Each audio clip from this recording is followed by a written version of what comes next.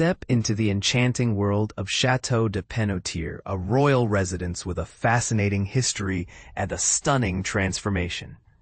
But is it just a fairy tale come to life, or is there more to uncover? A royal connection.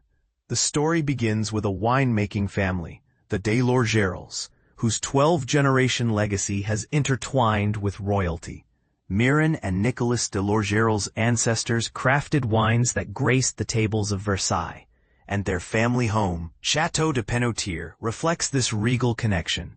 Built in 1620 by Nicolas's ancestor, Bernard Reich de Pennautier, the château's resemblance to Versailles is no mere coincidence. Bernard hosted King Louis XIII in 1622, and the king's gift of his bed and chairs is a testament to the impression the chateau left on him. But here's where it gets intriguing. A sleeping beauty awakens. Châteaude Pennautier, like a sleeping beauty, lay dormant for years, awaiting its awakening. Miren and Nicolas embarked on an ambitious renovation, restoring all 3,000 square meters between 2007 and 2009. They aimed to preserve its soul as a private home while infusing it with a modern touch, reflecting their passion for wine and hospitality. And this is the part most people miss. The chateau's revival is a tribute to the family's wine-growing heritage, emphasizing sharing and exchange, a legacy in wine.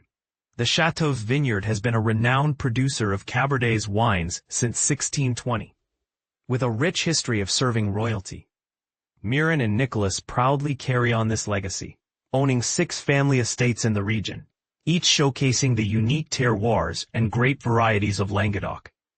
But their connection to the land goes deeper than just wine.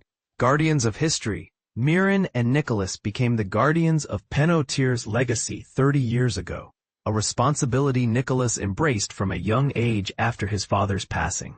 Miren, born in Versailles, seems destined for this role, though her dreams once lay in diplomacy. Together, they envision Pennautier as a place of joy, hope, and beauty, ensuring its legacy for future generations. And their son Henri and daughter-in-law Marie-Camille are already part of this enchanting journey. Preserving the flame. The couple's dedication to preserving the past while embracing the future is evident in Miren's favorite quote by Gustav Mahler. It reminds us that tradition is not about clinging to the past, but keeping the flame alive. But what does this mean for the future of Châteaude Pennautier? Will it remain a private sanctuary, or will it open its doors to the public, sharing its rich history and wine heritage? The story continues, and the chateau's future is yet to be fully written. What do you think the future holds for Châteaude Pennautier? Should it remain a private family home, or is there a way to share its beauty and history with the world while preserving its soul? Share your thoughts and keep the conversation flowing.